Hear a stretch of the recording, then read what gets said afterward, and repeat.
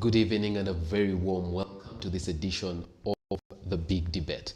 I'm your host, Iguma Gabriel, and allow me to begin by apologizing for the late start. We're probably 10 or so minutes into the time the show should have begun, but we're glad that you've waited for us, and we begin right now. Coming to you live from our studios on Ntinda 2 Road, this is The Big Debate, and if you'd like to communicate with us, if you'd like to send in your views, please remember to use the hashtag SEETV Big Debate. Freedom is something that every human being aspires for. Countries have ensured that they guarantee the freedom of their citizens by legislating on it. Uganda passed the 1995 Constitution, and in Chapter 4, these rights are listed. This is commonly referred to as the Bill of Rights. Well, many reports come out and indicate that these rights are not being observed the way they should. Uganda has been listed as one of the countries where freedoms are repressed. Particularly, a new report by the Alliance for Finance Monitoring states that 75% of the people they surveyed said that there are restrictions on the right to assembly and association. What do these findings mean? And was it gotten right? Well, that is what we look at in the big debate tonight. Let's meet our panelists. Our panel tonight. Felix Kulaije is a brigadier general in the Uganda People's Defense Forces and the official spokesperson of the army. This is his second time serving as the UPDF spokesperson, having served in this role from 2005 to 2013. General Kulaije, who is a humble, articulate military officer, has previously served as the political commissar of the UPDF and concurrently as the Member of Parliament representing the UPDF. Brigadier Felix Kulaije holds a Bachelor of Arts degree in Education and a Master of Arts in Economic Policy and Planning from Makerere University. He is also remembered for having seen combat in northern Uganda against the Lord's Resistance Army in a bid to pacify northern Uganda. Kulaije is also a farmer and an advocate of organic food. Henry Muguzi is the founding national coordinator of Alliance for Campaign Finance Monitoring, ACFIM, a consortium of CSOs that banded together to foster transparency and accountability in financing of political and electoral processes in Uganda. He specializes in governance, accountability, project design, evaluation, and reviews. His 18-year career has seen him work with the New Vision Printing and Publishing Corporation and WBS Television, following which he turned to civil society. He holds a Master's in Public Administration and Management, a BA in Political Science and Public Administration, and a myriad of postgraduate certificates in various disciplines.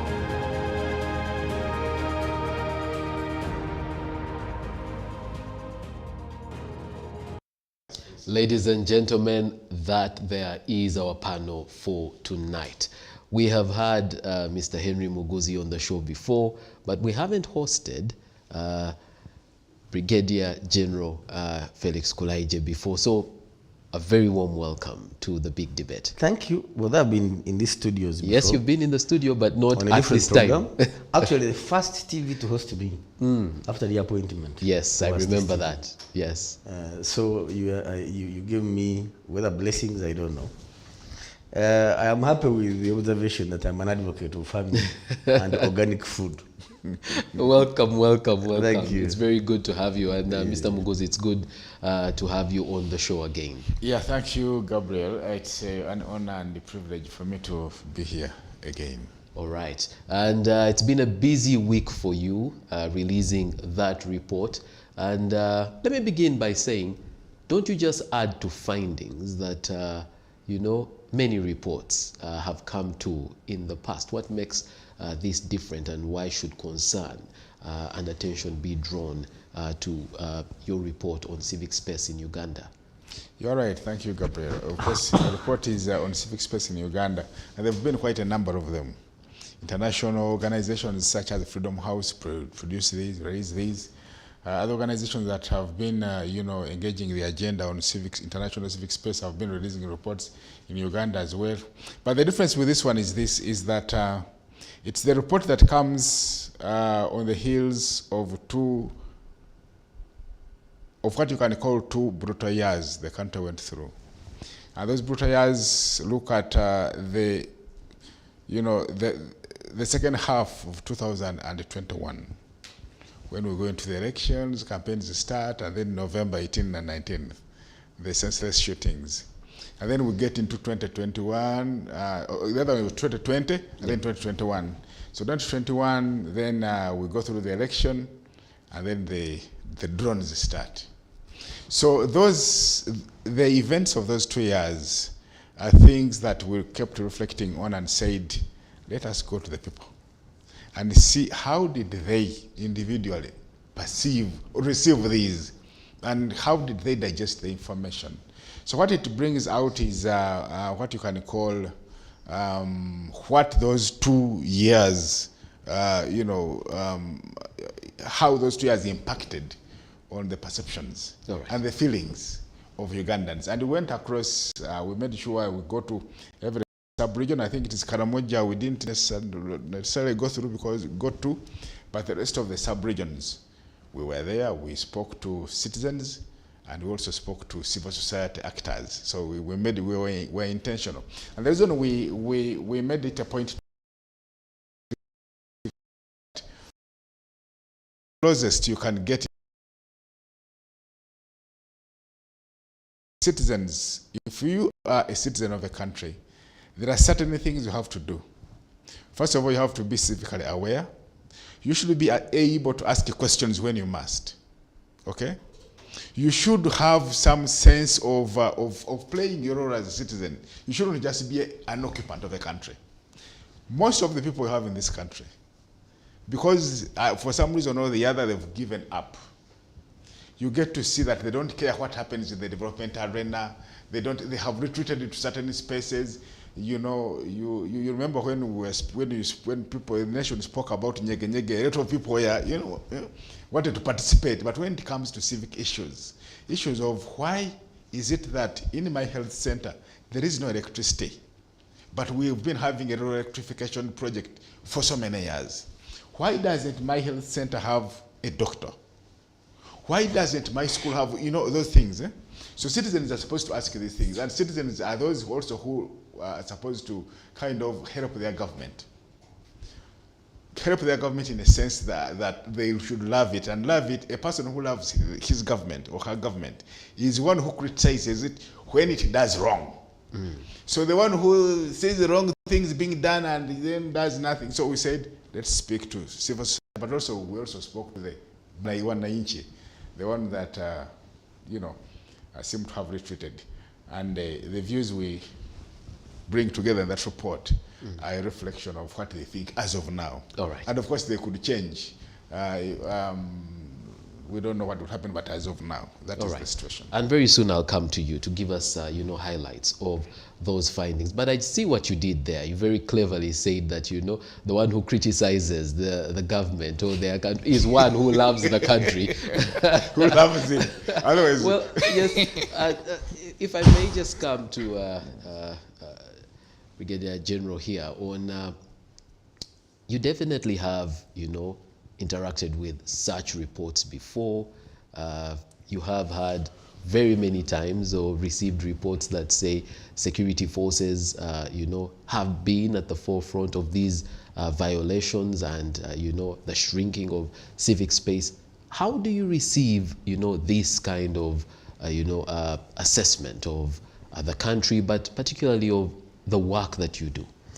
You see, first of all, I wanted to learn from Mr. Muguzi. And we're going to get there. The connection between his organization and the civic space. Two, I would have expected in that report, you said we should discuss it, but allow me to pick from what he presented first. A citizen is supposed, and I like the language you are using, but I'd like to ask you, in as many years, you can remember, when did citizens of this country get interested in serious issues? When? I have to answer now. No, Yeah, please. so I thought we were discussing, so. okay. So there's been a trajectory, like a progression of citizens getting involved in their those civic affairs, and for them to do that, they have to go through something you can call citizen organizing. So when you see citizens organizing themselves in groups, then you see they're tending towards living up to the duties that are prescribed in the Constitution. I can tell you, Mr. Moderator and my colleague, that I have been involved in public affairs since 1987, when I was a student at university. And I can state without fear of contradiction that the biggest sickness in this country is a society that is interested in simple things. And hence, the introduction of resistance councils, now local councils, was indeed intended to make the citizen participate in his own affairs, politically, socially, and economically. And that was the essence of having Secretary for Production, Secretary for Works, Secretary for Defense on the village level. Village, parish, sub-county. For the first time, leadership came from the center to the village. That was the intention. And I'm talking from not your point of view, because I was involved in the establishment of local councils or resistance councils in Budu. However, the question of complacency that you refer to, in my view, rises as the politics of the country is also changing to democracy. Why am I using 69-99? 66-99. There is a tendency to think that democracy is synonymous with multipartyism. And yet I want to state that Uganda was more democratic under the movement arrangement than it is today. Why am I saying so? Individuals participated whether to be voted for or to vote on understanding of an individual merit.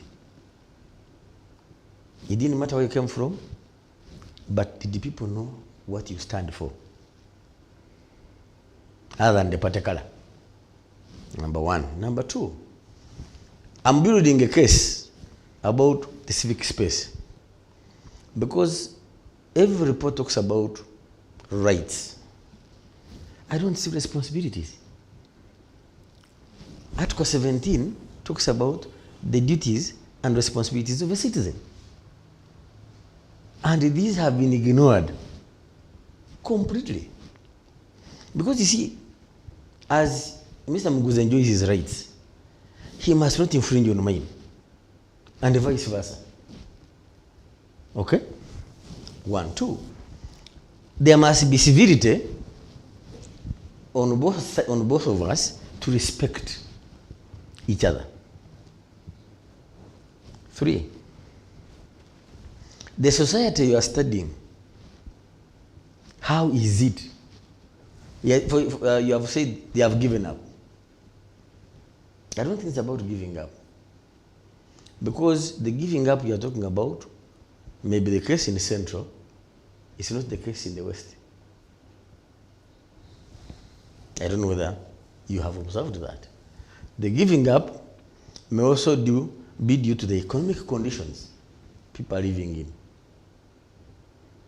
And I would have expected the report to talk about the issues of the land fragmentation and its effect on the citizens' welfare. Because I can state here, you cannot use tractors in Chigezi. There is no space. You cannot use tractors in Bugisu. There is no space. Now even Busoga is coming on board because of land fragmentation. And I would have thought an NGO that is interested in the financial aspect of the citizen to have brought out the question of the right to food of some of these young people in Busoga that have lost because they hire out the 2 acres of land to sugarcane growers. So other than freedom of expression, the right to associate But and you things see, like that? you cannot expect a hungry man to express himself. For me, that's where it starts from. All right. And Mr. Muguzi is going to tell us some of their findings, and we'll interrogate those findings. But again, I'd like to find out from you. Yeah. When such reports are released and there is, some, criticism of the armed forces, how do you respond to, those findings? In the first instance, again, I will blame him. When you have a report on an organization, I think before you release it, it would be prudent to get our side of the story. Again, civility requires that. So, on that aspect also, our space was shrunk.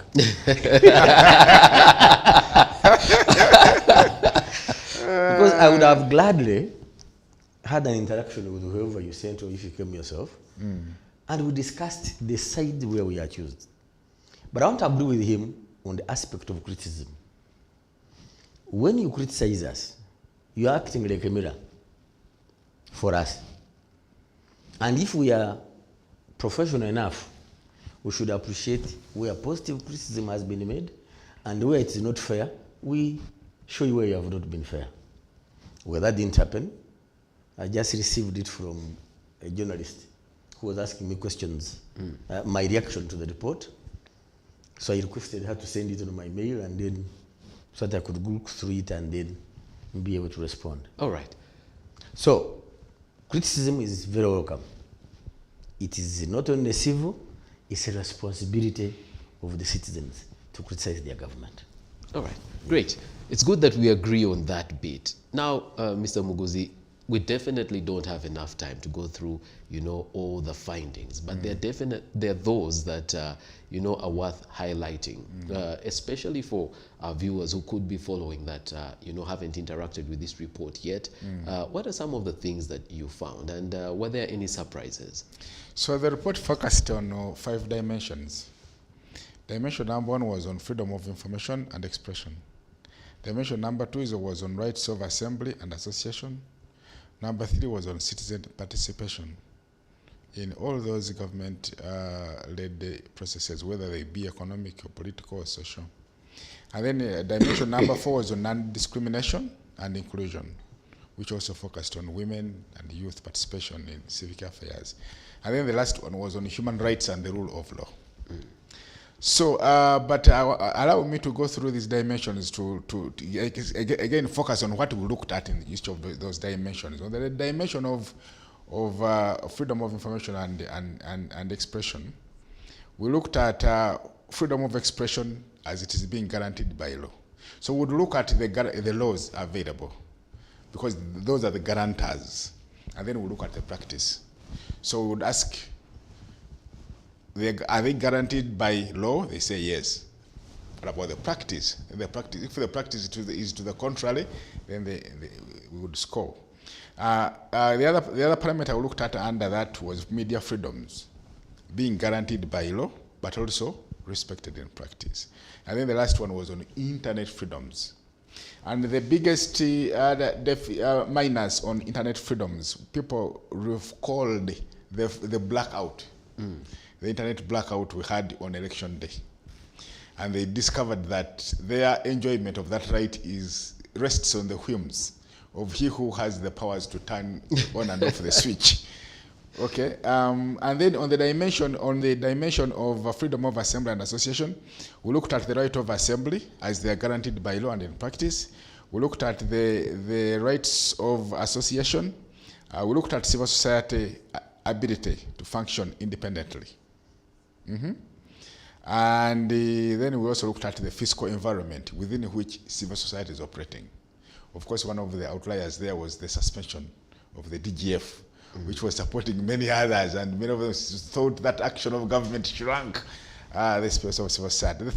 On the dimension of citizen participation, we looked at whether government recognizes and respects the legitimate role of citizens and civil society organizations as independent advocates, stroke watchdogs, and development agents. That government recognizes that civil society, these organized citizen groups, have a right to actually criticize it when they see something going wrong without being misconstrued as agents of foreigners, or are they propagating agendas of foreigners. Does government appreciate that there is a citizenry? In 1986, this citizenry was not there. People are educated and have entered this arena. And so they are questioning and asking these questions. They're doing so, because they are citizens. They're not doing so because a certain DGF has given them money, and so they are peddling the interest of the other one. So we looked at that one as well. And then on non-discrimination and inclusion, of course, here we looked at the minority groups. Are they able to enjoy their civil rights? And so on. We also looked at the women and youth participation in these spaces. And lastly, on human rights and the rule of law, this was the parameter where, and a lot of people, had concerns when it comes to human rights and the rule of law. You see the actions we've gone through when we talk about 2 brutal years, the second half of 2020, and then the post-election period, those things that happened, and the media that keeps, communicating these. So people are aware, and they hear the news and they share these things. So they were saying that was also an area of concern. But there we looked at the basic human rights as they are guaranteed by the rule of law. We looked at what is specified, for example, prescribed under the International Covenant on Civil and Political Rights, which Uganda is a signature party to. We also looked at the rule of law, and a lot of people think that there are certain individuals in this country, especially those in power, that behave in a way and manner that they seem to be above the law, or the law is upon their whims. And so that was also a concern. So these are some of the things we looked at. Can I tell you some of the outstanding statistics? Please go ahead. Yeah, so on the parameter of rule of law, 75% of the people we spoke, and we spoke to about, I think 600 was the total sample space, 600 people, and then there were other civil society organizations. So 75% of the people we spoke to said that on that dimension of human rights and the rule of law, they see nothing but restrictions. They feel they're not free. I think they see the actions. They pointed out actions of Ewanu Kakwenza, whose back was battered, tattooed, and they fear. So one of them was what told us, and this was in a focus group discussion, that up to today they cannot imagine whether the beating was like he lied like this, like Jesus, or they hanged him. But how could a human being be tattooed like that? And so that sent shockwaves and fears. So they said, no, we don't have human rights. So 75%. None of the people said on all the other dimensions. There was a percentage that said, this is okay. The situation is okay. It's protected by law and enjoyable, practiced also as well. But under this one, on human rights and rule of law, there's zero person that said things are okay. Now, but on the other parameter of freedom of information and expression, it was 57% that felt they were constrained. All right. You will give us the rest of those. Let's get General's view here on that one of human rights, and the rule of law. And rule of law, and the fact that 75% say it's restricted, and no one said that there's adequate enjoyment of that. You see, I don't know even we have to go into philosophy.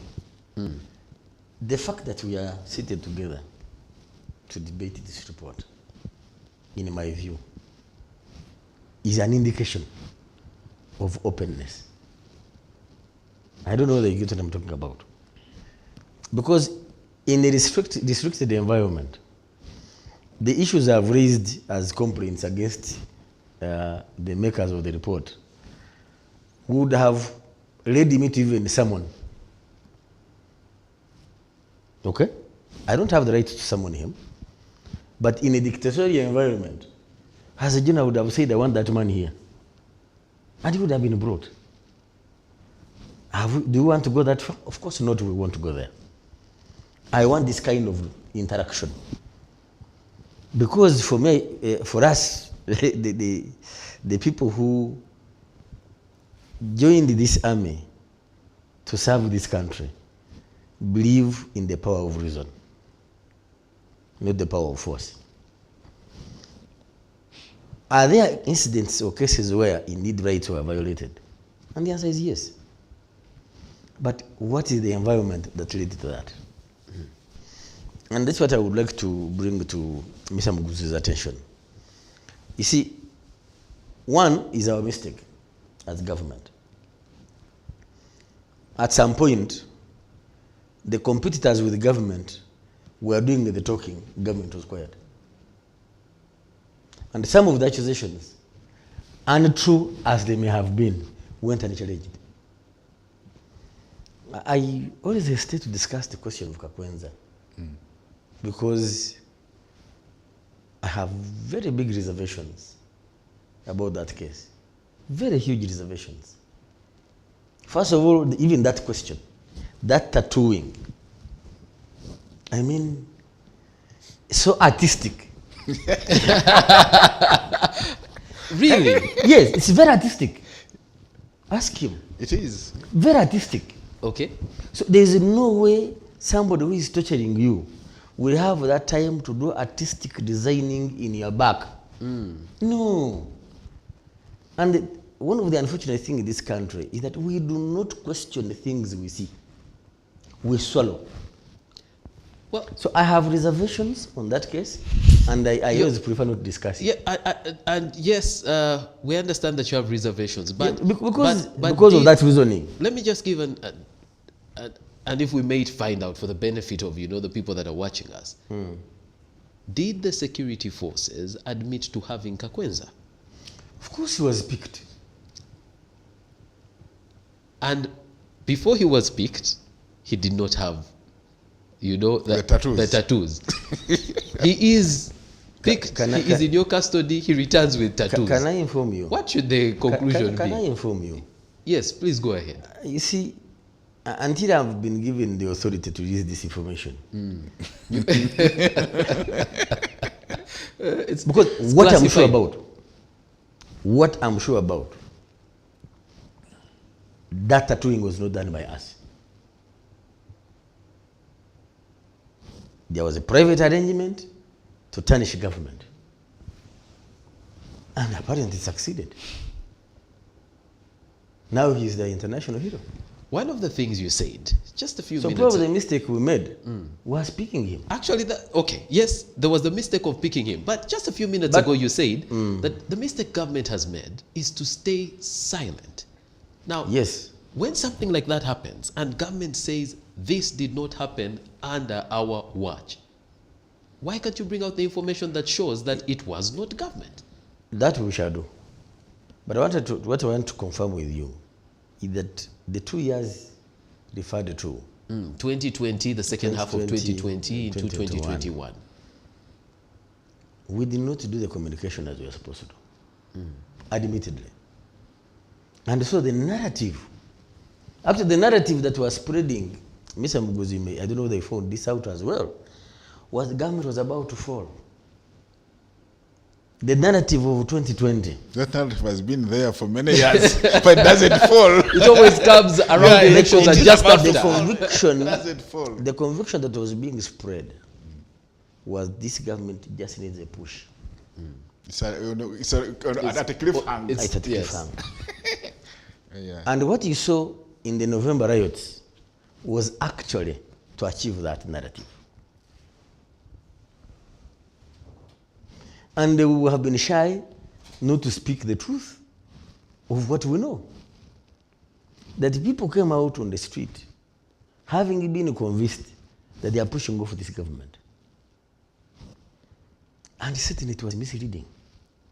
Totally misleading. Does that account for the amount of force that was used to, deal with these riots? What were we dealing with?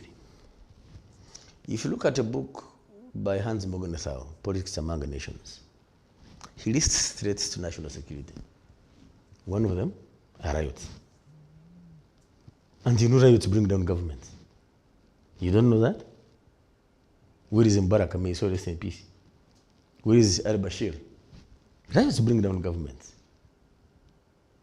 So, when you mishandle them, yes. Because you see, what are you dealing with? Do you remember the fellows who had hammers? Who hit police officers around Chiseka Market? Yes, but you see... You see, I don't we know also they understand remember the Uganda. number of those Allow me to people complete in this point, relation sir. to the ones who were holding guns. Allow me to complete this point. Indeed, when you see a riot attacking a person holding a gun, what does it show you? The Baganda say, "Olabe mbwe gobe wechiwempe, nga gowe diba wesa zao." If a dog can chase a person carrying just a mat, what about who is carrying a hide? If they could attack people in uniform, by the way, it's not a recent thing, and the civil society organization has never talked about my case. None. I was assaulted in 2009 by rioters in this very uniform, actually, as I'm dressed down. I was a Lieutenant Colonel of the Army, a UPDF spokesman.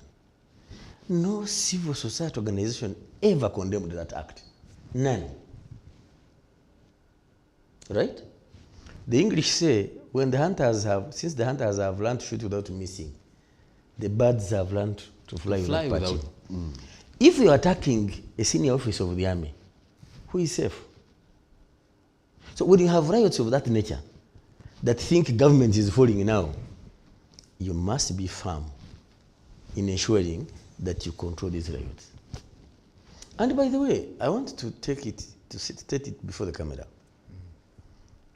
Government owes it to you and I to survive.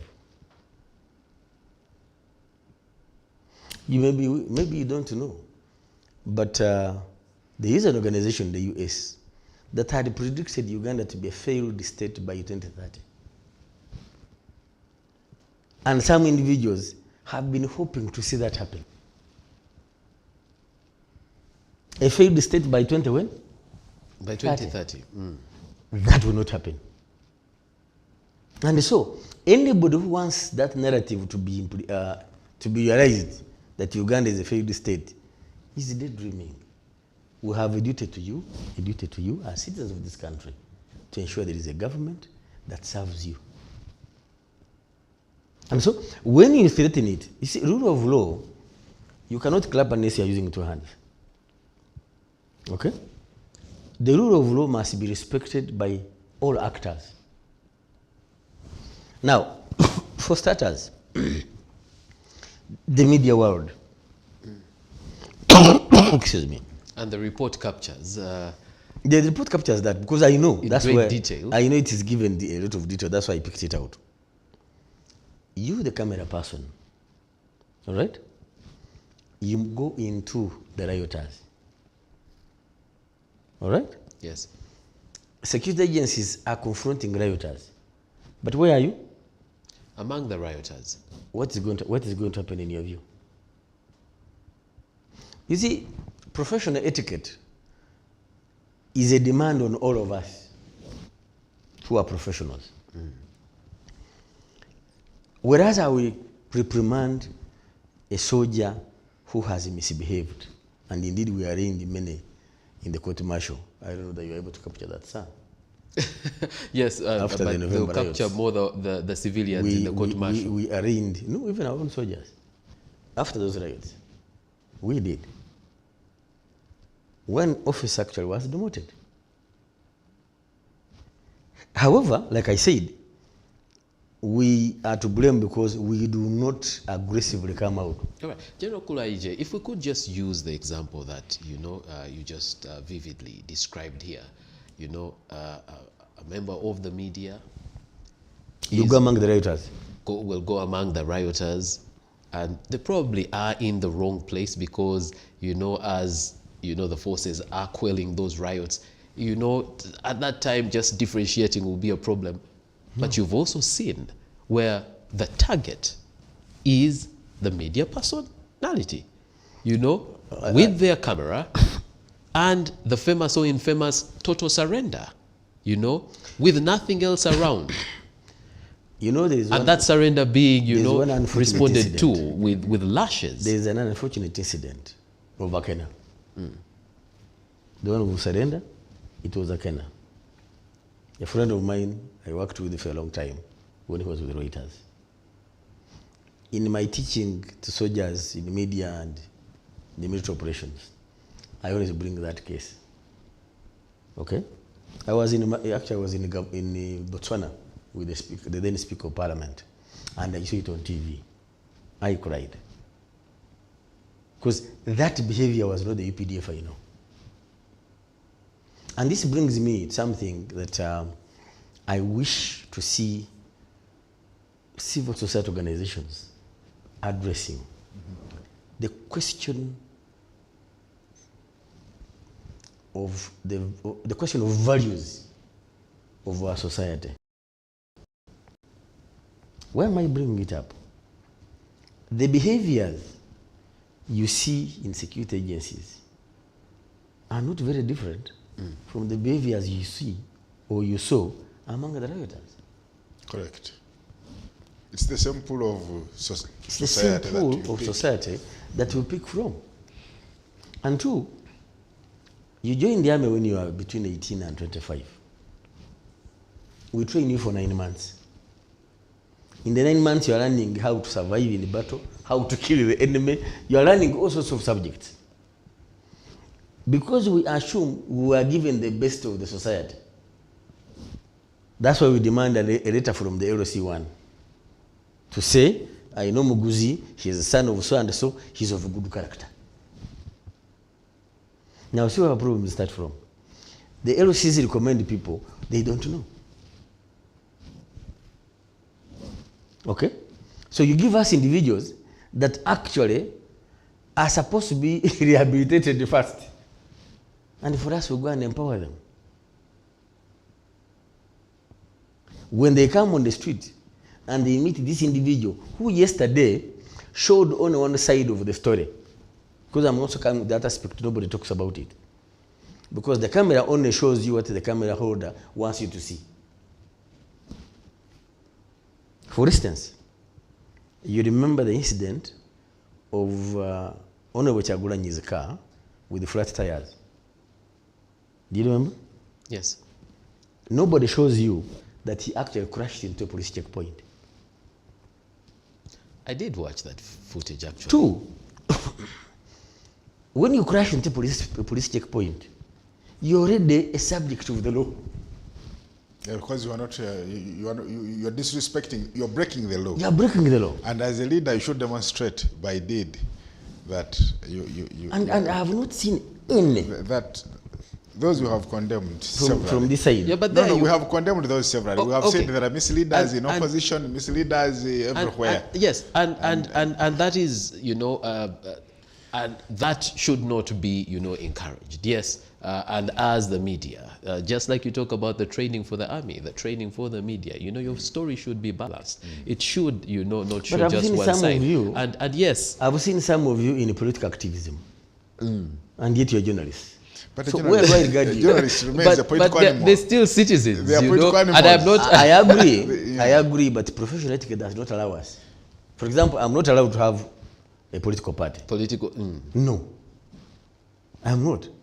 The same as a teacher, the same as a doctor, the same as a journalist. All right, and just before we go for a break, because we are due for one. Yes, sir. We go back to what you refer to as a very unfortunate incident, the one of a journalist, Akena, the one of surrender. Since you're saying that, probably what the army has not done is communicate when it takes action. What action was taken against, those that battered Akena? Because those particular soldiers were charged. There's another soldier who either commanded or something. The journalists that accompanied were escorting Honorable Chagulanyi to take his petition to the UN Human Rights Council. Human Rights, yes. Commissioner. What's his name? I think Abaine something. What happened to that one? He commanded what? Yeah, he commanded. There was one in charge of those soldiers that the Kololo incident. No. The Kololo incident. Before the football match. The Kololo incident. Before the football match, now you remind me very well. The Kololo incident, and I'm glad you have brought it out. Did you ever get to know there's actually a border rider hit a soldier in the chest with the front tire of his motorcycle before that beating took place? Are you aware? But what does that have to do that we didn't see. With what comes exactly, out? And this is the point I'm making. The journalists showed you what they wanted you to see. But the starting point, a border rider hit a soldier in the chest with a front tire. And let's take that. What does that have to do with journalists who are recording somebody taking a petition? The point I'm making to you, your conduct today will affect how you are treated tomorrow. That's a must. Okay. It's a natural human behavior. All right. Gentlemen, but what happened to the person, the commander? It's a wrong thing to get soldiers who have been trained to attack the enemy, crush the enemy, when you attack them, what should they do? When you attack the soldiers, what should they do? They're not trained at crowd management, and they lose it. No, but there was no crowd in Kololo. Gentlemen, we're going to come back. Gentlemen, we're going to come back to that. We're due for a break. But I need to say, before we go for this break, that in no circumstance should violence be acceptable. Just like you expect to be treated with dignity, treat the armed forces with dignity. The men in uniform with dignity. We will, it should not be accepted in our society. Let's go for a break. After the break, we will continue the big debate.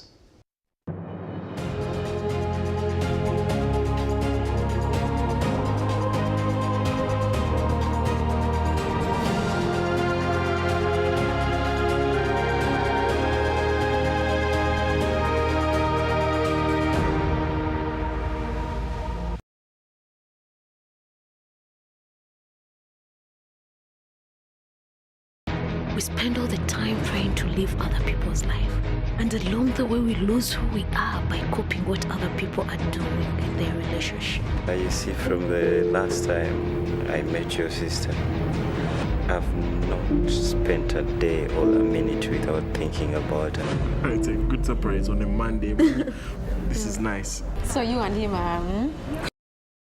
Come on.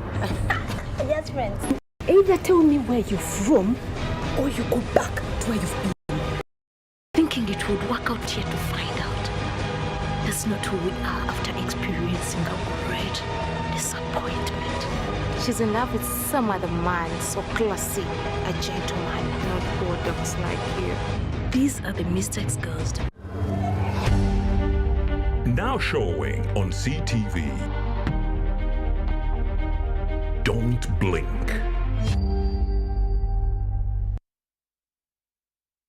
Hits it in the air. Will that be set?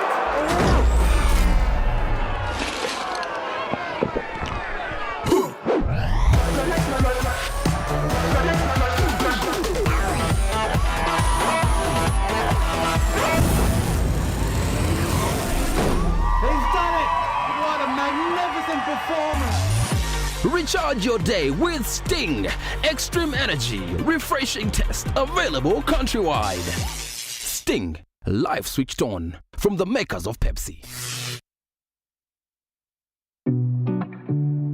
SEETV is now on StarTimes. You can now catch all your favorite programs, our daily comprehensive news bulletins, and so much more on StarTimes channel number 248. Stay tuned for a world of endless possibilities. SEETV, don't blink.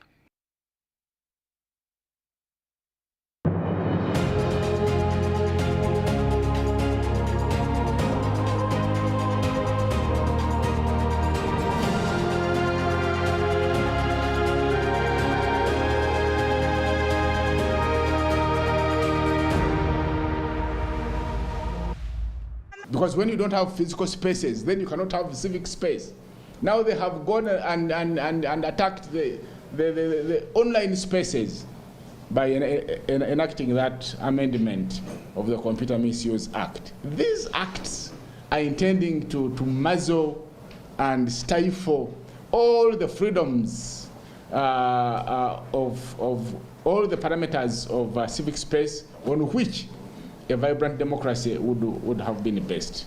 Do certain things right now because of the overzealous leaders in some of the areas.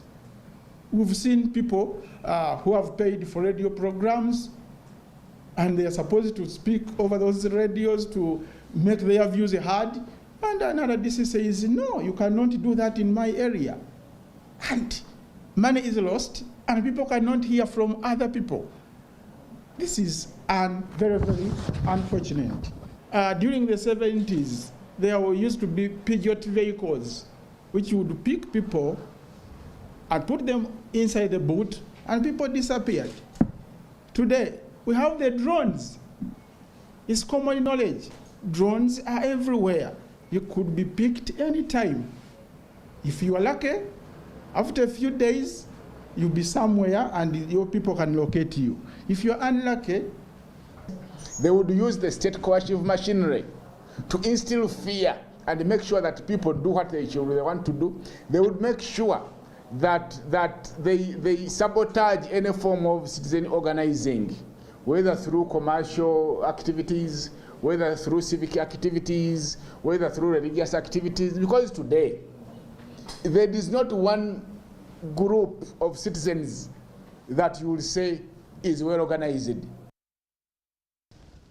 Welcome back from the break. Well, we showed you that clip so that you have a glimpse into some of the, events and the conversations that took place at the launch of the report that we are discussing today. A report on the civic space in Uganda. The research was commissioned by the Alliance for Finance Monitoring, and the executive director of that institution, who you also saw in that clip, Mr. Henry Muguzi, is here with us as a guest. We also have General Felix Kulaije, spokesperson of the UPDF, and well, we also have a clip of responses from the forces, because time cannot allow for us to get into the details. We're playing these clips so that you get the gist of what the different responses have been to this report. Let us watch the clip on the response from the forces.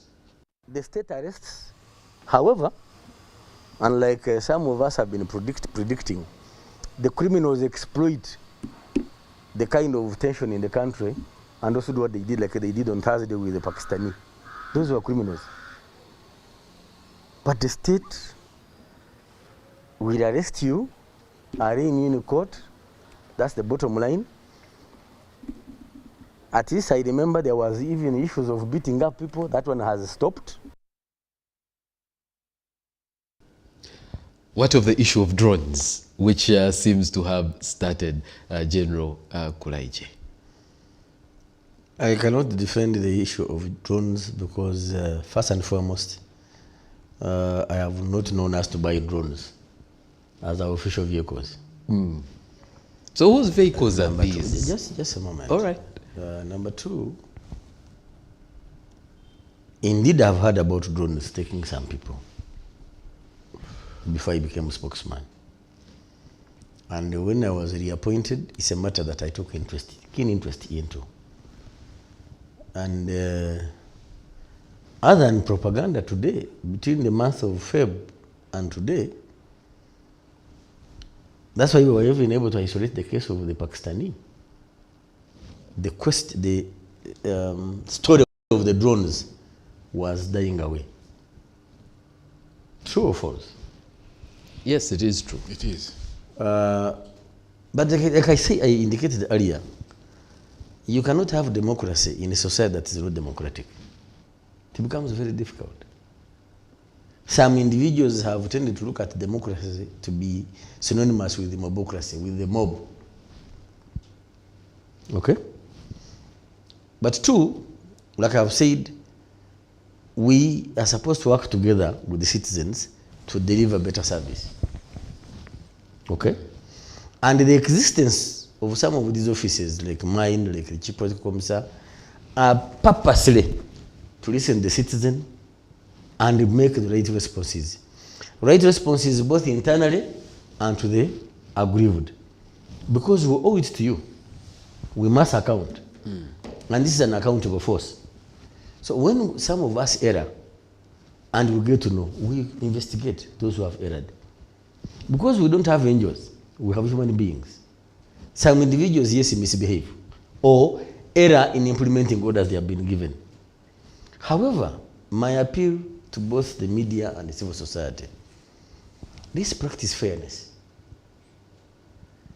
If something happened in Kololo, why don't you bring out the starting point? Because there was a starting point which was ignored. And that soldier was admitted. The point I'm making, if you show the pictures on TV, but you have not shown a border rider hitting a soldier, how do you expect his colleagues to behave? Because you see, was that border rider part of the media that was going to cover this, or was he just a member? He came with the Honorable But also to understand, isn't part of the training, for your personnel to stay restrained, to restrain themselves, especially when they're dealing with civilians. Doctors make the Hippocratic oath, yes, to save lives. Yes. Do they?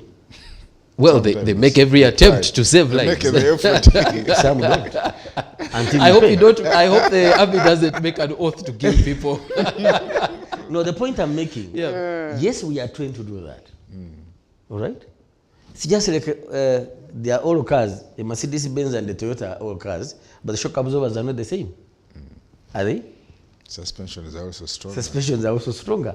So equally, my experience is with the Toyota, not yet with the Mercedes. Well, I'm informing you. The point I would like us to appreciate is that you are dealing with an organization that has been bringing in young people, all right? Which young people have not been mentored. They would wish them to be mentored. And my disappointment with every actor in this country, nobody is pointing out this element, that the death of family values has produced what we are seeing on the streets, both among the civil population and among the security agencies. I will give you an example. There was, in 2016, there was a riot in Jinja. Okay?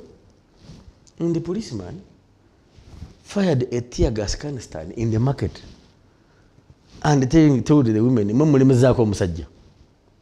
this was a police officer in uniform. So, the point I'm giving you is that the caliber of individuals now we are recruiting is coming from the very society. You see how it behaves there. And Mr. Muguzi, you understand the Uganda culture better than I do. Since when has anybody insulted the Kabaka? No. But they are doing it now. Yes, they are. If you see the likes of Malema Village doing what they were doing, yes. These were not there before. You can't expect that to happen in society. So there is a problem in society. But how did we get here? Because in 1986 we were not like this. What happened? And that's a very good conversation to have. How did we get here? Values have gone down and what have you. But we know, and it is paraded very many times, that one institution that's respected in many countries, even when everything else is falling apart, yes, is the army. Correct. And in Uganda, we are proud of the UPDF as being a professional army, correct, a disciplined army. Correct. And yet, when we see these kinds of things, and when we hear the spokesperson say, well, the people we have are from the society, their morals are like this and like that, it seems to be a departure, and therefore, where other countries can rely on the stability of their armies. It's not a departure. Probably, you know, you're telling us not too sure with ours. Let me tell you, it's not a departure. History is littered with individual misbehavior of different militaries.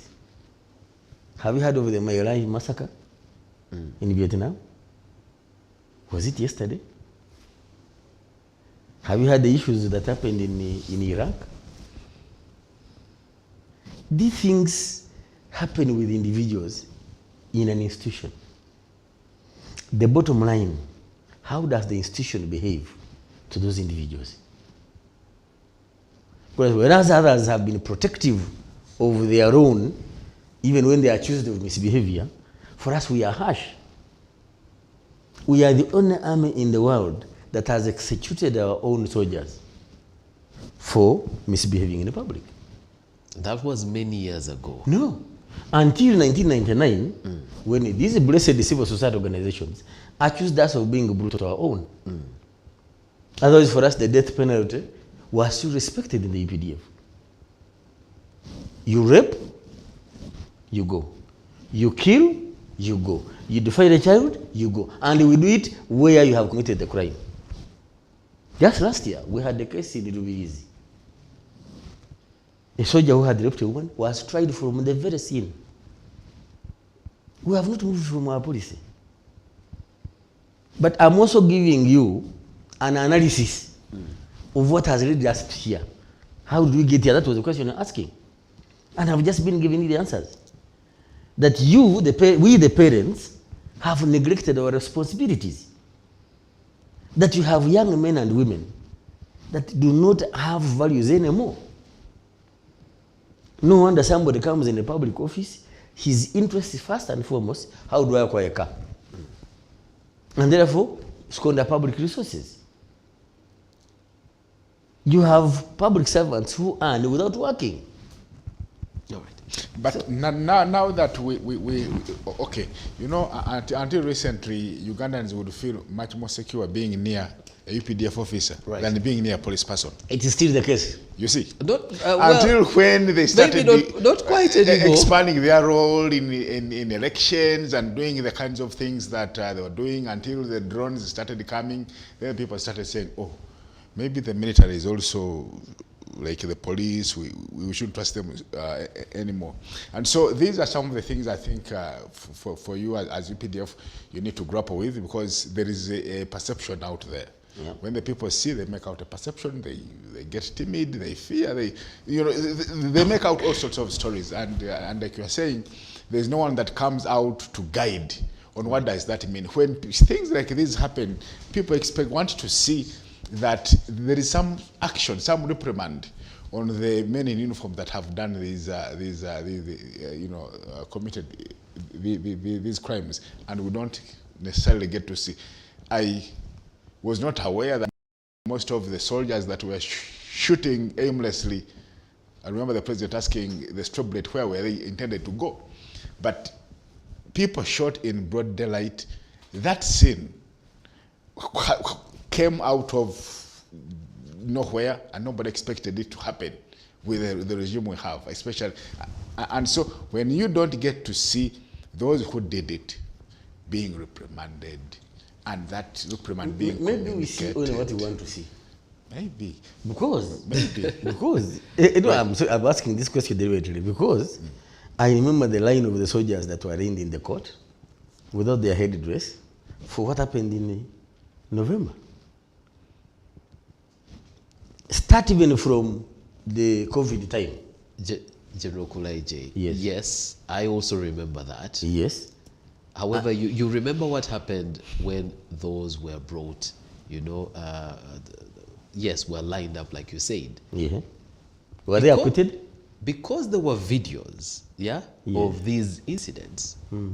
People started to ask, so where is this one? Where is this one? Where is this one? Because there are actual recordings of these people shooting into buildings and things like that. And and the notorious people captured in these videos don't happen to be part of the ones who, are lined up for... You are sure about that? No, I cannot say it with certainty for each one of them, but you'll remember that there were questions around that because as well. I can tell you for sure that, again, at times biasness in reporting obscures the facts.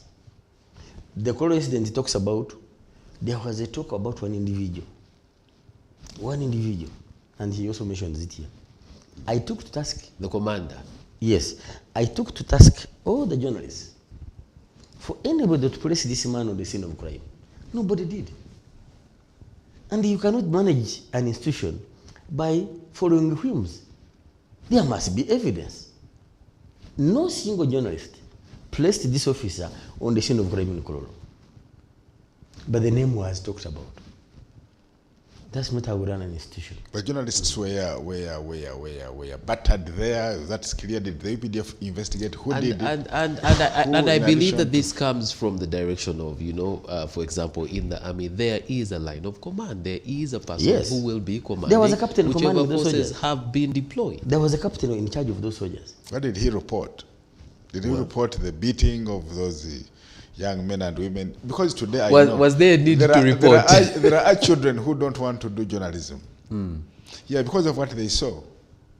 And of course, so you see, and that ties into a finding in your report around freedom of expression, the freedom of the media, and what have you. But you people, you have taken me this direction, and you have not received answers to my questions. Which questions? That I would have expected an organization like his. Yes. Which is financing. All right. Let's actually have addressed rights to food. Let's ask him. Let's ask him. Food, because I know of people who do not have food security in this country. Mr. Buguzi, I probably you are the right food. The right to food. I probably saved you from. We will not cover all the rights. I probably saved you from a brutal civic rights. Because civic rights. The issue is about space. But there are people who are sleeping hungry. That is correct. Okay, Mr. Buguzi, and I got the sense at the beginning that General Kulaije wanted to ask you.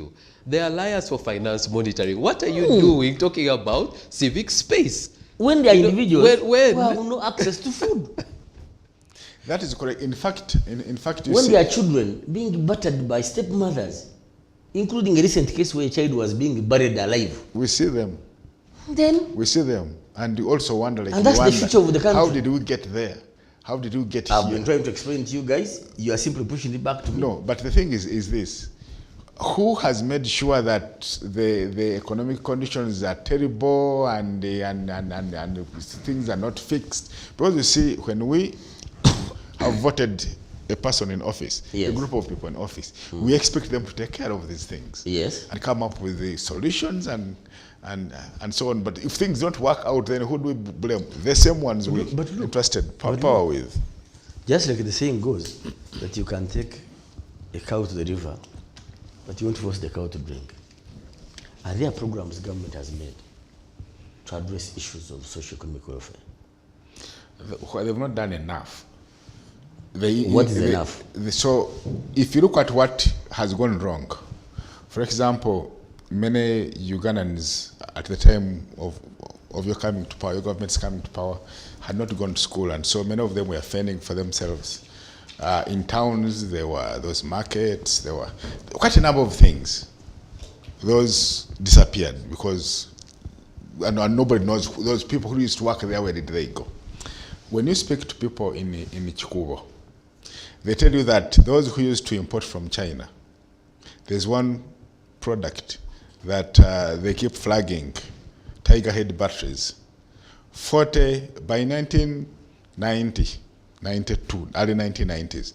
There were about 49 people that were trading in these, and they had employees and they had people that were fending off them. Today, it's only 2 people that are well connected to the regime that are doing this business. So those have been pushed out of business. The coming of the Chinese are everywhere, you see. So, but who is responsible? Who is charged with the duty of ensuring that the small businesses of the citizens are ring-fenced? That these people who come with such political muscle, who come from other countries with more money, don't come to displace these. Now, who is in immigration? What do you mean, who is in immigration? There is The people who actually handle these Chinese and Indians. But you see, there are they have supervisors. I think they have I supervisors. mean, you see, there is an appointing authority. Yeah, but I think that should hold this. I think the point that he makes and that he made earlier on, in response to the issues of what they should be focusing on, is that when there is a government in power, yes, then they should be responsible for the welfare of the citizens. Correct. And that is what they're focusing on. And what's the role of the citizen? They're assessing, the performance of, the delivery of that government to that mandate. Exactly. And I want to give you just an example of one item. Drugs. Eh? All health centers in this country that are government owned receive drugs from national medical stores. In less than 2 weeks, these drugs disappear from the health centers. And they show up in private shops and clinics. Yet, you have local governments up to sub-county level. So when you're talking about here, go down. Because for me, I still insist, a hungry man will not talk about the specific space. He needs food on the table. What has happened? But the thing is, you see, we have asked ourselves those very questions, General Craig. You see, you look at the institutions, you start from the village level. There are certain people who have captured the village. Someone says the village is mine. And they are calling all the shots. At the sub-county level, local government level, the level of corruption there. I am a general. My home is in the Bukoma Simbi Town Council. I don't own that town council. No, you don't. I don't. But the point I'm making and in terms of prominence in the area, my father was prominent because he was an elder. I am prominent by virtue of what I am, but I don't order issues in that town council. But the thing is, who is supposed to ensure, because you see, until there are sanctions and the consequences for these men and women at local government level who have specialized in stealing government funds and making sure government programs are sabotaged for personal interests, who is supposed to take action? We have a government in place. Yes, and actually that should be superintending over this and back to you. We have institutions that are dysfunctionalized. You talk about rights. You talk about rights.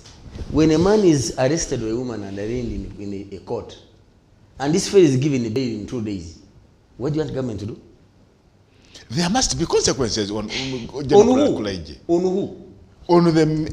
You have arraigned him in a court of law. If a judge has pocketed the money like they always do, shouldn't there be consequences? And if the consequences are not taken, you want to order the judiciary to do things differently?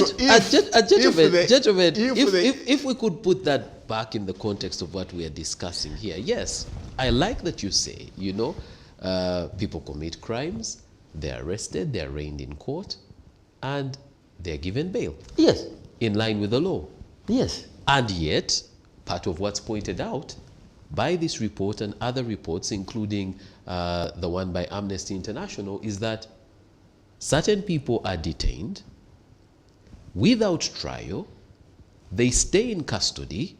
For example, the people from the November, riots, not given bail, not given no bond, no bail, they have been no trial, and they stay, in custody months on months on months. They have been put before courts. The people who were arrested in November have been put before courts. So how come this difference in application of the law? Where, yes, you seem to have a problem with those that are released, on whether it is bond or bail. The law accepts for that. And yet, when it seems to be somehow political, the forces seem to, now toe a political or partisan line. In this particular case, we are not dealing with the issues which are political. Okay. They are security. We have, maybe I better put this on record straight away. To belong to a political organization is a right of every Ugandan. You are free to belong to an organization of your choice. And by the way, Let me ask you this question. The leader of NUP goes in and out of the country, and when he gets out there, some of the things he talks about this country are not very palatable. Are not patriotic. Well, now that is, I didn't want to say it. Yeah. But he No, he lands at the airport and he received with a bouquet of flowers. So if we are arresting people for political reasons, he should be the first candidate. Today, there is a video Lobonga is circulating which is fake. If there is anybody who should be arrested, he should be arrested for calling us genocidaires. Because they have an agenda, you tell lies about your country. Now for me, that's not civic space. That's rather being treasonable. You are betraying your own country. So if we were to arrest anybody for political reasons, I think Honorable Kyagulanyi would have been the first. We fear him? Do we fear him? Well, you're the ones to tell us, because No, then because what of the other, you know, for example, in this case, NUP supporters who were taken in November? They were not taken as NUP supporters. Okay. Not at all. There are thousands of NUP supporters in this city. Are they all in? No, of course you cannot put everybody in. That would No, be, but you see, that would cause if it's about the political party, right? There are individuals who are more active than the others who would have been arrested. How come they were not? All right, gentlemen, we have to start bringing this to a close. And you know, Mr. Muguzi, if you could just highlight, you know, just one other thing that you know, from the report that is worth highlighting for the viewer as we come to recommendations, because there's some in the report as well. So we asked them whether they thought that elections are free and fair. Right. And 71% think elections are not free and fair. And the reason we asked why, they said, number one, the elections in Uganda are so monetized, so commercialized, so it's money that calls the shots. And then they said also that the military, there's something called the increased presence of the military and the security in the campaigns, determining who gets which candidate at presidential level gets to access which district and who doesn't. They thought that also kind of takes away the freedom, the freeness and fairness of the elections. The arrests and the detentions of opposition supporters, like you were talking about. Yeah, but they also spoke about General has just told us the brutalization, those were not supporters. This was the brutalization of journalists. And let me speak about these journalists, because you see, information.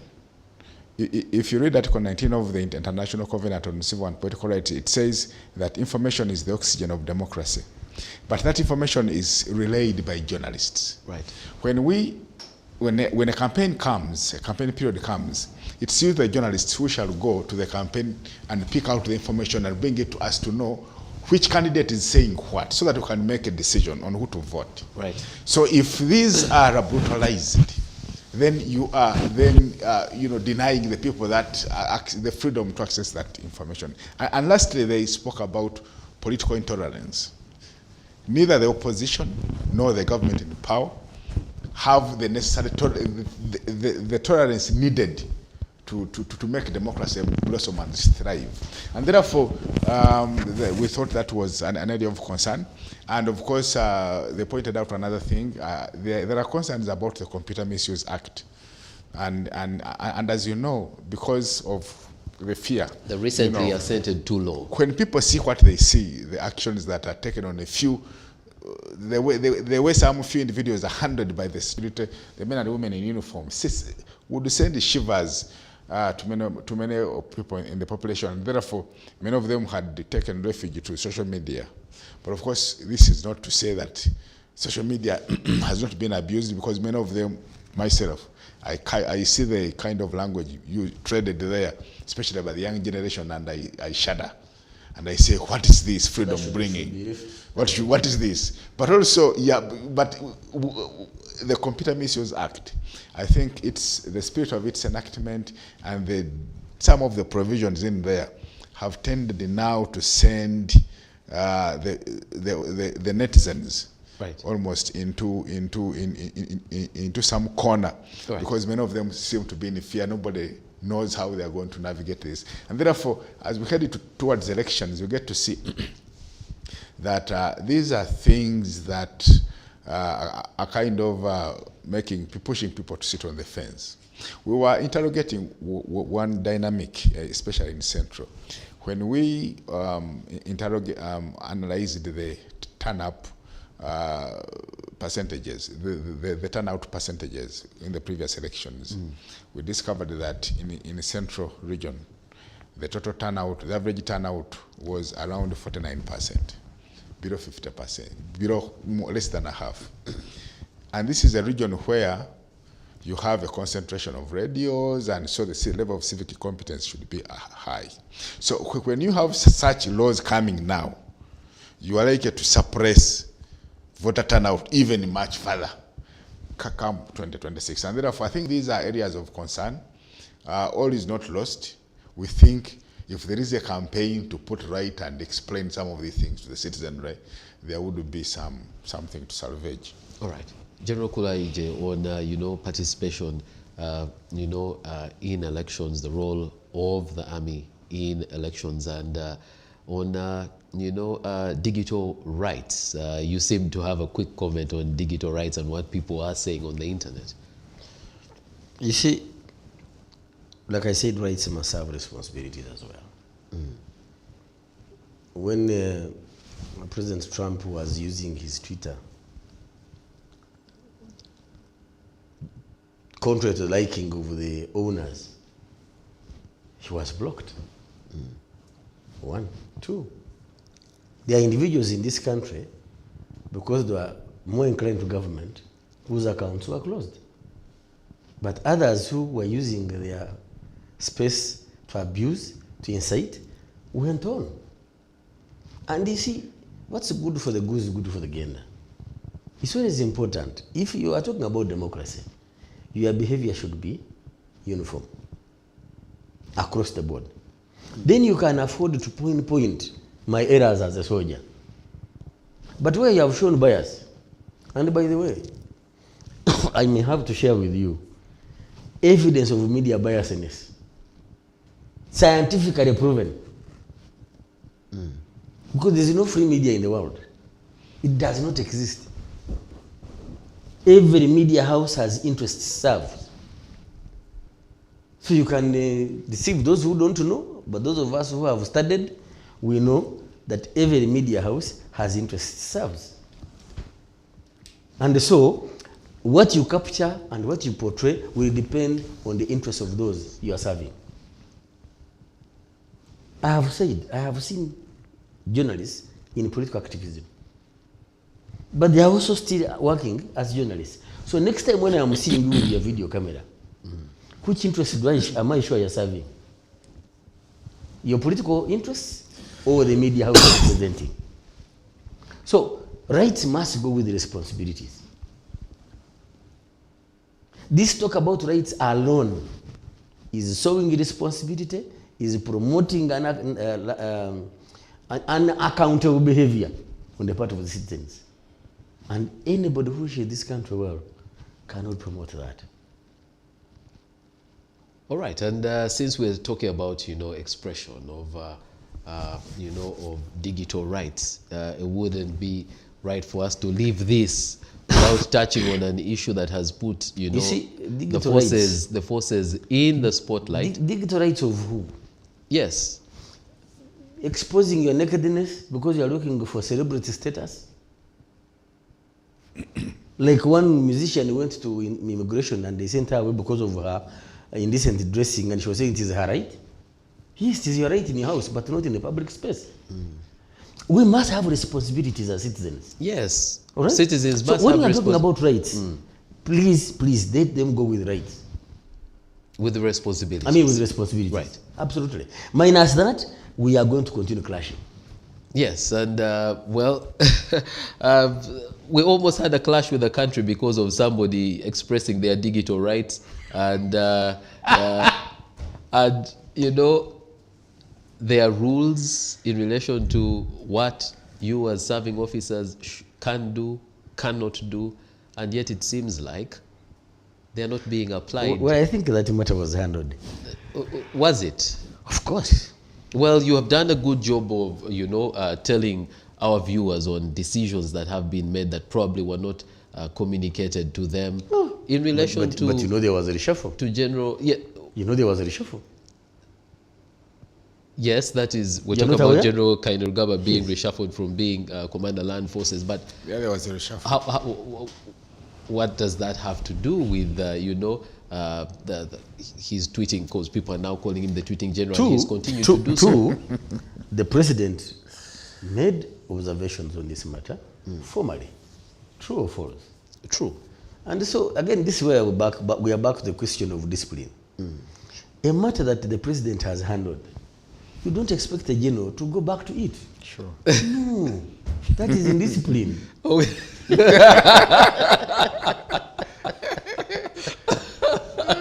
All right, gentlemen, we have to come to recommendations. And Mr. Muguzi, what are some of the recommendations from the report? And then, do you have a mechanism of ensuring that, or at least giving, a chance for these recommendations to be implemented? Because it will be futile to have recommendations that cannot be taken up or will not be taken up. The plan is to consult with a number of government institutions that were mentioned in the report. General Kulaije, we will also be in your office to discuss some of these findings. But in terms of recommendations, one of the recommendations was to train the men and women, especially the UPDF officers who find themselves in electoral spaces, but also who are called upon to reinforce police, on crowd control. We think that most of these men in uniform have not been trained on how do you handle a riotous situation, how do you handle a demonstration, how do you handle a protest, and how do you tell the difference? Because not everything that we know the differences. Yeah. So yes, because a protest, yes, can turn violent. Yeah. Yes, but the handling, it shouldn't turn violent Like on account of the behavior of the forces. But your forces may not. But also we said that there should be an investigation on all incidents of torture. And these investigations have to be seen. And you see, there is a way you tell the population that these investigations are happening, we have apprehended these, we are taking this action. You have your media center, you come out and say, we parade them, and say, okay, this is what we're doing. But to leave all this to what the media will report, sometimes we also think the media maybe is not reporting the fact, everything. And so we want to hear it from you and say, this is the action we have taken. So we thought that was important. The third one was that it's important to refrain from imposing bans on social media, either on the part of government or on the part of the citizens, but also by enacting these draconian laws that we think are shrinking the space more. We thought that in view of the context in which we are operating, with a growing number of citizens taking refuge online, we thought that that should build up so that people can vent their anger. Because the truth must be told, people have anger against the regime. And so you have to leave them some space to vent this out. We thought that would be very important. And the fourth one was about,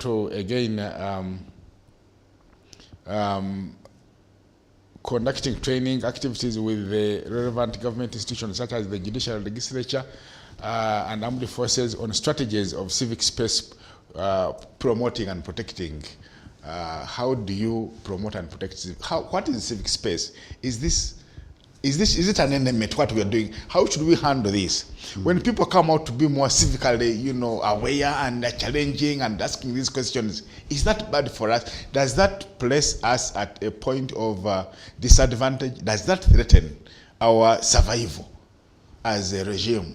Or is it good? So we think the time has come for that to be interrogated. Right. Because many of us, especially NGOs, you see, we come up and say these things and we get to be brushed aside as being voices of foreigners. We don't work for foreigners. We work for our I actually country. thought you'd be, we work for our in relation country. to that, I thought you were going to be very interested You in see. finding out what intel, was given to the president that made him come to the conclusion that DGF should be suspended, because surely, as top consumer of intelligence, you it see. seems like there was an intelligence report that led to this. You see,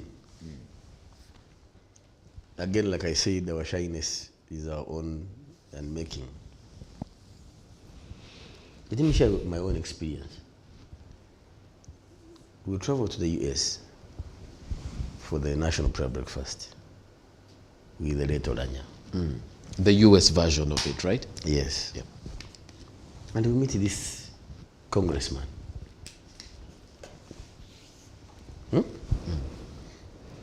And this congressman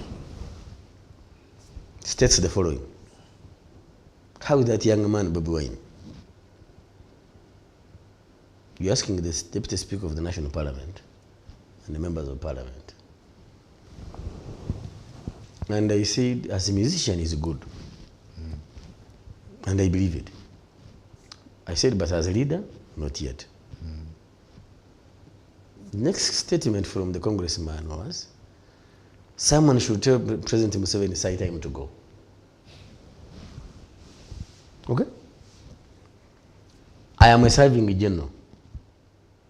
I hear these statements from this congressman. What do I pick?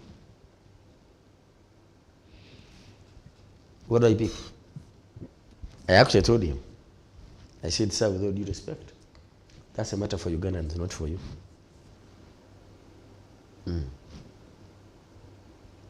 But there's also a history. You may need to interest yourself in the history of civil society organizations. When did they start? And how did they come about? Because they have not always been there. This is a development of 1990s. It's an evolution of society. You can call it evolution. Yes. But it was also a decision by governments in the metropole to reduce on expenditure. That's how civil society organizations emerged. Those of us who have been around for long, we know. My first brushing with civil society organization was in Rubaga when they threw one of my colleagues out of the window because we were questioning their legitimacy. Of civil society? Yes. They threw one of your They colleagues threw one of my through colleagues the out. He's window? down in London. They threw him out of the window. Yes. The man is living in London. If you want, I'll give you his contact. You can ask him. So no, but okay, but so the and he's talking about the literal throwing out of the window. Literal, Don't- yes. So the point I'm making, Not the figurative one. you see, democracy is not for one side. Just yesterday, there was a discussion, I don't know if you've forgotten the video, Mr. Mguzi, of Professor Jeffrey Sachs criticizing Biden's government. They cut him off. So when you are talking about these spaces, check what the others you are copying are doing. When the man criticized what the US is doing in Africa, the moderator cut him off. Professor Sachs is one of the most intelligent human beings I've known. So, when certain interests are threatened, you expect some behaviors to be different. And so not only here, it's everywhere. All right, and I like the statement that you made to the Yes. congressman that you refer to, Yes. when he said, it's time for President Museveni to go. Yes. And your response was basically that is something for the Ugandans To decide. Yes, sir. If we could put that, juxtapose that with what the report says in relation to, the behavior, the involvement of the army in elections, shouldn't the army leave that decision to Ugandans and not be seen to influence what happens when elections come around? How do we influence? Maybe you may need to know we only come in to complement. One of police the examples efforts. that's given in the report is in relation to access to voters, where some people are blocked from accessing certain places and others are given free, I access, think- even protection, when they are, going to particular places. I think choosing the army is not being fair. Like I said, for us we only complement police activity. And even if you deployed the entire police force in the election process, then it means all police stations will be unmanned. So in order to enable the police to continue with, one, the regular duties, but also police elections, we come to complement them. We don't stop anybody. And you know what's seen when you come to complement is the army actually taking over the roles of the police. It's about what is said on the media. No, it's about what is being seen on the ground. No, the but practice on the ground. But what is being seen on the ground, I can give you an example. We policed elections in 2006 in northern Uganda, 2001 in northern Uganda. And what were the results? They would favor the opposition. So if that narrative of the military influencing, that has evolved since. The military now feel more beholden to ensuring that whatever happens is in favor of the regime space. That's in your mind. Place. Yeah. Not in the reality. Not only in my mind, but you see, in the mind can of I ask many you Ugandans. Yes. Do you know whom I support? Or you assume? I assume that we're interested in the survival of the regime. And therefore, by default, you support His Excellency. I have a responsibility to defend the state. And this is where you mix up issues. We think many of you men in uniform have tended to... Can I educate you, please? No, if we could I have a duty. Yes, and that duty is as a military officer. Yes, and it is derived from the Constitution. The state. Yes, and that duty is derived from the Constitution. Absolutely. And the Constitution is very categorical because it states that as you know, the functions are to preserve and defend the sovereignty. Article 209 is what you're reading? Yes. To cooperate with civilian authority. Now, there you are. Just to foster harmony, understanding between the defense forces and civilians. What are we doing now? Yes. What are we doing now? Hold on. What are we doing now? You're having a discussion with civilians. So a lot of it seems to be geared more towards the civilians, and yet a lot of it, from practice, seems to be towards, you know, preservation of the, sitting government. I have had some discussions which I called very unfortunate. Some people imagining the EPDF can turn against the government. I have heard it. But please go and read the Schedule 7 of the EPDF Act. I swear to defend the territorial integrity of Uganda, yes, the Constitution of Uganda, yes, and to defend and protect the President of Uganda. It does not tell me the name. As long as somebody has been voted in office as President of Uganda, I will defend him. Right. So, when you come with the intentions of removing that president unconstitutionally, yes, you will face me. You see, the challenge here, General Koleje, is when military generals are assigned, responsibility of ensuring that the election goes well and that we win in a certain area, like you say, as it were, Brigadier Matayo Chaligonza in charge of Bunyoro region, then you get to see that the military men around the polling stations, when they come to vote, they literally chase away the civilian voters that were there. And what happens? Where did this happen? There is a polling station near Masindi, near the barracks, where observers reported that it happened. They come and basically they take over. So the thing is, if they came with the civility of General Koleje, because we know who you are, and behaved like you are, then they would be observing what is prescribed in that article. But many of them overstep the border. And we have a feeling that even when we say protect the state, because the state of Uganda is fused also with the party, and the party also was the... there you are again. There we go with the perception. The party also was... there we go with the perception. Is the one which took over power at the time of taking over power in 1986. It was not are you party. saying these perceptions are not founded? But I mean... These are perceptions you need to address. Check. Even outside the barracks we have a polling station. where we vote with civilians. Be it Machindi, Jinja, or Masinde, where he's talking about. And you are also aware that some of these polling stations, the commander-in-chief has lost in those polling stations. Does hell break loose? You're there to tell us, because No, it there are doesn't. reports that it does. Where? Internally. Where? You know? Madirisa, which does most of the voting of the opposition, is never affected. Life continues normally. So again, that's why I'm talking about the issue of perceptions. All right. Yes. Gentlemen, we have to bring this to a close, so I will get part But of as you're short- closing, Yes. he made his recommendations. Yes. My recommendation to civil society organizations is that as you talk about civic rights, human rights of individuals, let us also address the basic human rights. The right to life, the right to food, the right to health care. Because for me, that's the starting point of the state's relevance to the citizen. Talking, yes, the educated talk. What about those who can't talk? For instance, what has happened to the boy child?